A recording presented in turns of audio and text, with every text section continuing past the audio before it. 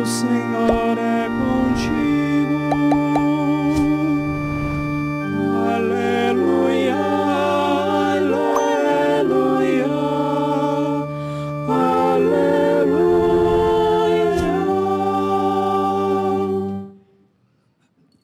O Senhor esteja convosco. Ele está no meio de nós. Proclamação do Evangelho de Jesus Cristo segundo Lucas. Glória a vós, Senhor.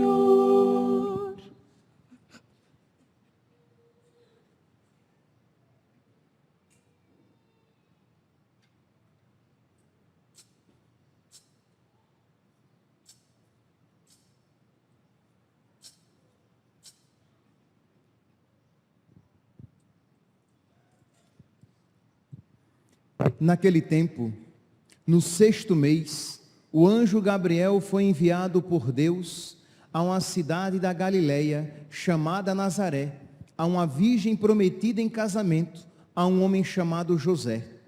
Ele era descendente de Davi, e o nome da virgem era Maria. O anjo entrou onde ela estava e disse: Alegra-te, cheia de graça, o Senhor está contigo. Maria ficou perturbada com estas palavras e começou a pensar qual seria o significado da saudação. O anjo então disse-lhe: Não tenhas medo, Maria, porque encontraste graça diante de Deus. Eis que conceberás e darás à luz um filho, a quem porás o nome de Jesus. Ele será grande, será chamado Filho do Altíssimo, e o Senhor Deus lhe dará o trono de seu pai Davi. Ele reinará para sempre sobre os descendentes de Jacó, e o seu reino não terá fim. Maria perguntou ao anjo: Como acontecerá isso, se eu não conheço homem algum?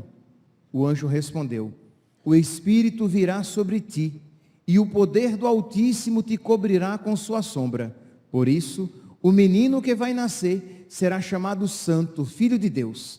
Também Isabel, tua parenta, concebeu um filho na velhice. Este já é o 6º mês daquela que era considerada estéril, porque para Deus nada é impossível. Maria então disse: Eis aqui a serva do Senhor, faça-se em mim segundo a tua palavra. E o anjo retirou-se. Palavra da salvação. Glória a vós, Senhor.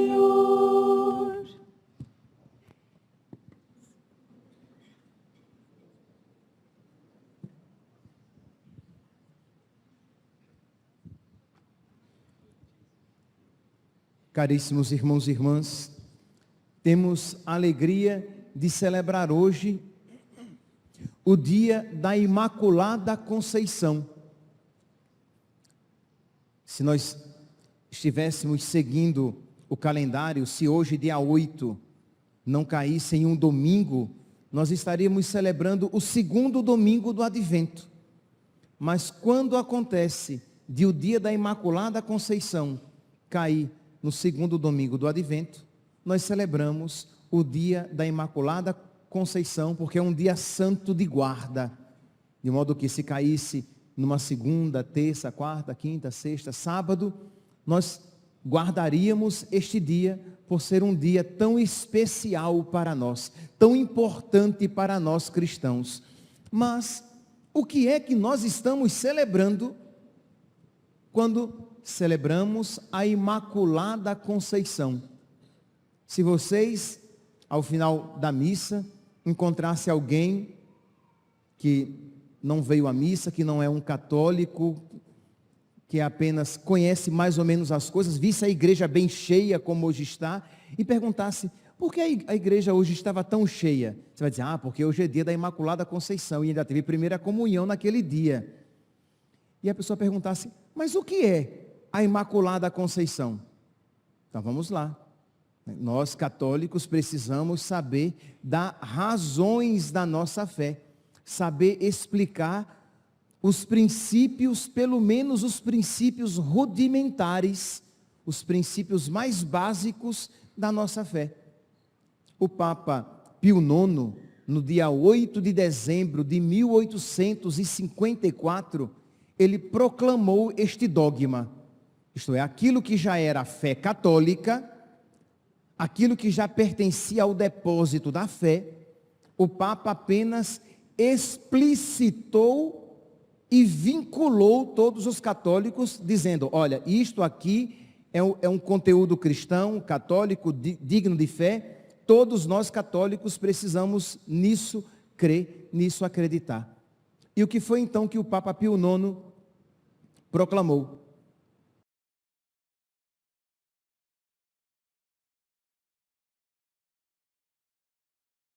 A doutrina que sustenta que a bem-aventurada Virgem Maria, no primeiro instante da sua conceição, no primeiro instante da sua concepção, por singular graça e privilégio de Deus Onipotente, em vista dos méritos de Jesus Cristo, Salvador do gênero humano, ela foi preservada e imune de toda a mancha da culpa original. Então a Virgem Maria, nela o pecado jamais tocou. Ela foi preservada, ela foi imune de toda mácula, de toda mancha do pecado. Daí ela ser imaculada, não manchada pelo pecado original. Aqui nós podemos tirar alguns princípios para a nossa meditação. Isto é, o pecado nunca tocou a Virgem Maria, ela nunca foi seduzida pelo diabo, o diabo nunca teve poder sobre ela. Quando nós, meus irmãos, infelizmente, quando cometemos um pecado, de alguma maneira, o diabo exerce sobre as nossas almas, sobre os nossos corpos, sobre nós, um poderio, uma influência, uma má influência. Isso nunca aconteceu na Virgem Maria. A nossa mãe nunca foi tocada por Satanás, nunca foi refém do pecado. Ela é a criatura inimiga por antonomasia. Ela é a inimiga número 1, a criatura inimiga número 1 do diabo e do pecado. Por isso que, se você percebe que existe alguma inclinação para o pecado, para um dado pecado, alguma ligação, você percebe que o inimigo encontrou um gancho na sua alma, peça à Virgem Maria, recorra à Mãe de Deus e nossa Mãe, o auxílio dela. Diga, minha mãe, me ajude a vencer estes pecados. Minha mãe, me ajude a me livrar de todos estes pecados, que eu quero amar Jesus com todo o meu coração. E ela, que é a inimiga do pecado, que é a inimiga do diabo, nos alcançará a graça de sermos nós também inimigos do pecado, inimigos do diabo. Pois bem, na primeira leitura de hoje, retirada do livro do Gênesis, no capítulo 3, no versículo 15, já se profetizava a respeito da Virgem Maria. Porém, inimizade entre ti e a mulher. Está aqui falando com a serpente, com o diabo, com Satanás. Porém, inimizade entre ti e a mulher. Entre a tua descendência, a descendência do diabo, aqueles que são inimigos, aqueles que são amigos do diabo, entre a tua descendência e a descendência dela. Esta te ferirá a cabeça, vai te pisar a cabeça, e tu lhe ferirás o calcanhar. Meus irmãos, nós somos esta descendência da Virgem Maria, e nós precisamos nos unir cada vez mais a ela, para que ela, protegendo-nos e alcançando-nos as graças de que precisamos, nós sejamos também inimigos do diabo, inimigos de Satanás, não inclinados às suas seduções, mas com um coração livre para amar a Deus. E aí vem o segundo significado da festa de hoje. Porque não é apenas quando nós celebramos a Imaculada Conceição, nós não estamos celebrando apenas esta realidade, esta verdade de que a Virgem Maria, ela foi preservada em virtude dos méritos de Cristo. Por aquilo que Jesus nos alcançaria na cruz, Deus aplicou antecipadamente a Virgem Maria, preservando-a, salvando-a de todo o pecado. Então, este é um aspecto. A Virgem Maria, ela é imaculada. O pecado nela não tocou. Ok, mas tem um segundo significado. Ela foi cumulada de graça. Deus a preservou do pecado e a cumulou, a plenificou, tornou-a repleta de graça. No prefácio da missa de hoje, nós iremos ouvir essa realidade. Diz aqui: a fim de preparar para o vosso filho mãe que fosse digna dele, preservastes a bem-aventurada Virgem Maria de toda a mancha da culpa original, para que Jesus nascesse de um ventre imaculado. Era conveniente que Jesus, que nos libertaria do pecado, que Jesus, que é Deus, a segunda pessoa da Santíssima Trindade, era conveniente que ele nascesse de uma virgem, de uma mulher, de um ventre preservado do pecado. Pois bem, a fim de preparar para o vosso filho mãe que fosse digna dele, preservastes a bem-aventurada Virgem Maria de toda a mancha do pecado original. E, aí vem o segundo aspecto, e a enriquecestes com a plenitude da vossa graça. Então Deus concedeu à Virgem Maria a plenitude da graça. Nós ouvimos no Evangelho de hoje o espanto do anjo. Diz aqui: o anjo entrou onde ela estava, onde a Virgem Maria estava, e disse: Ave, cheia de graça, o Senhor é contigo.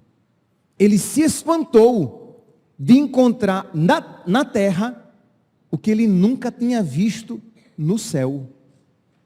Eu vou repetir. O anjo se espantou de encontrar na terra o que nem no céu ele tinha visto. O quê? Uma criatura que amasse a Deus com tanta perfeição. Uma criatura que amasse a Deus com tanta profundidade.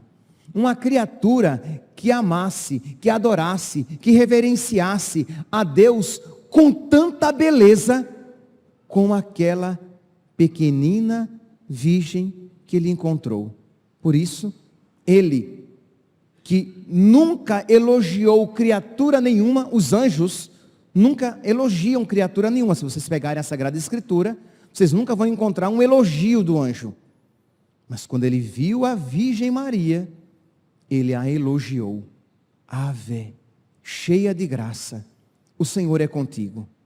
Meus irmãos, quando nós dizemos, e isto faz parte deste mistério que estamos hoje celebrando, quando nós dizemos que a Virgem Maria ama a Deus com amor mais profundo, com amor mais reverencial, com amor mais perfeito do que todas as criaturas, nós estamos dizendo que ela ama mais a Deus, que Deus colocou, que Deus, por infinita misericórdia, colocou nela mais perfeição do que em todas as criaturas juntas. Imagine aqui, se nós pegássemos um vaso e colocássemos, sabe aquelas balanças que tem 2 pratos? Aí em um prato, você colocasse um vaso e colocasse naquele vaso o amor de todos os anjos, arcanjos, principados, virtudes, poderes, dominações, tronos querubins, serafins, não sei se eu falei aqui as 9 hierarquias angélicas, colocasse todo o amor que os anjos têm por Deus. Como se isso não fosse suficiente, vamos colocar agora todo o amor de todas as virgens santas.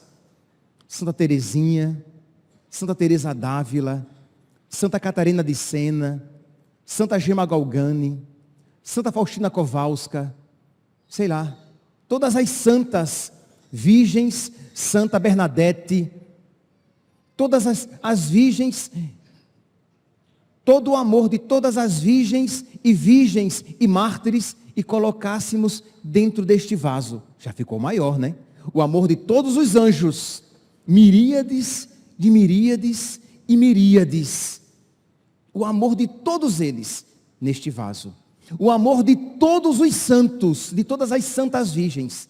O amor de todos os mártires, daqueles que preferiram a morte a negar Jesus.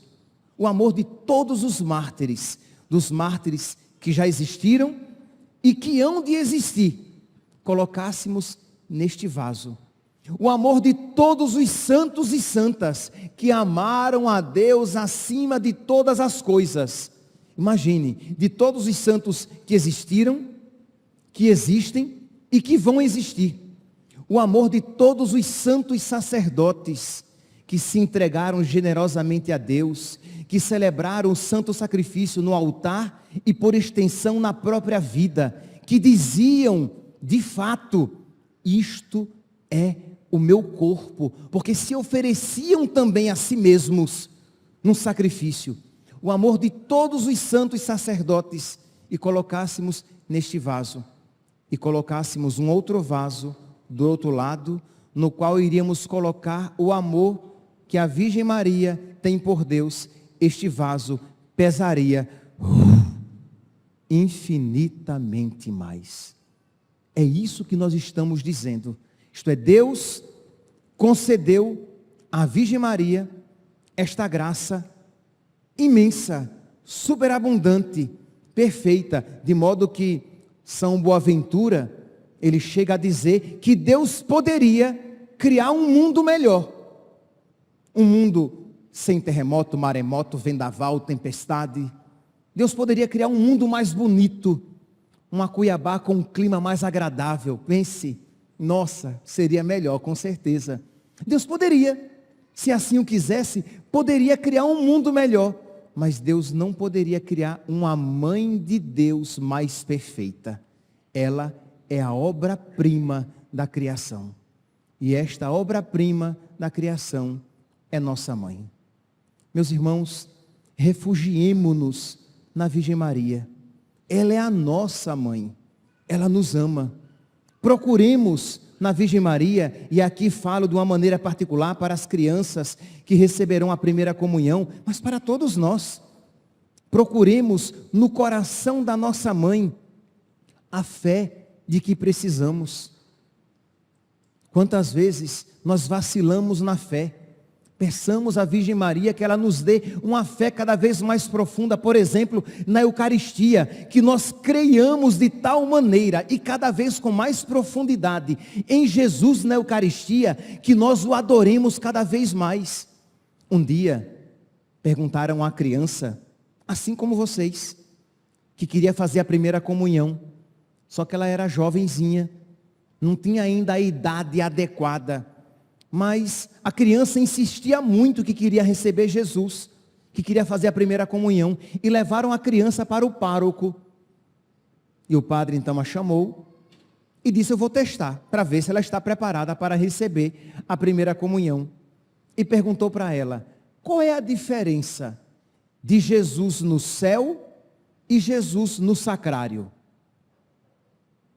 E a criança olhou para o padre e disse: nenhuma, é Jesus. Isto mesmo. A diferença que há é acidental, mas é Jesus. O mesmo Jesus no céu é o mesmo Jesus que será oferecido a cada um de vocês. Então pedi a Jesus na comunhão, quando vocês receberem e vocês voltarem para o banco, pedi a Jesus por intercessão de Nossa Senhora: minha mãe, me ensina a amar o teu filho que eu recebi agora na comunhão. Minha mãe, me ensina a ter uma fé cada vez mais profunda, de modo que eu não apenas não duvide da presença real de Jesus Cristo na Eucaristia, mas eu o ame, eu o adore, eu o reverencie, e eu queira crescer cada vez mais em amizade com Ele.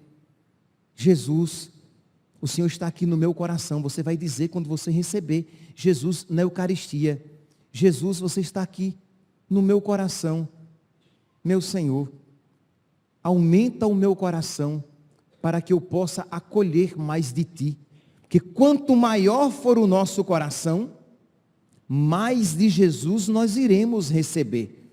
Quanto mais apertado for o nosso coração, Jesus vai se acomodar àquele coração que o receber. Então, pedir a Jesus a graça de um coração grande, para que nós possamos amá-lo grandemente.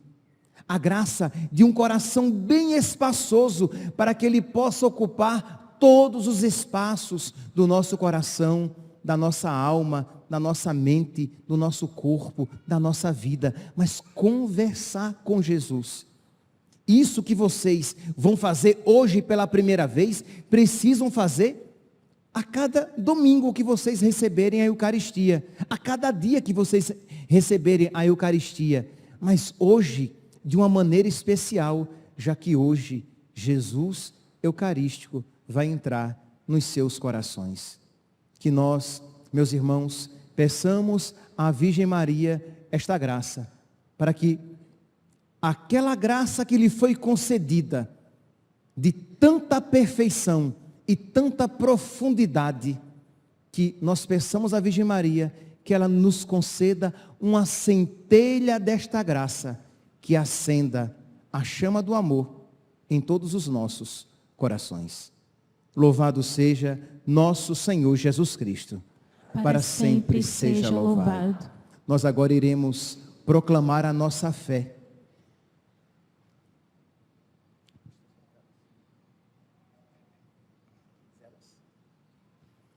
Iremos proclamar a nossa fé, e vocês vão acender as suas velas aqui no círio.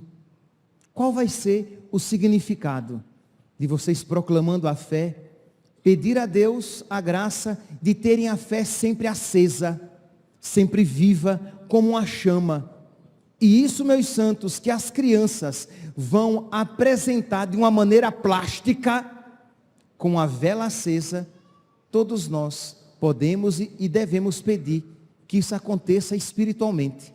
Que nós também, ao rezarmos o credo, não rezemos apenas com a boca, mas rezemos com todo o nosso coração. Podemos acender as velas aqui no círio.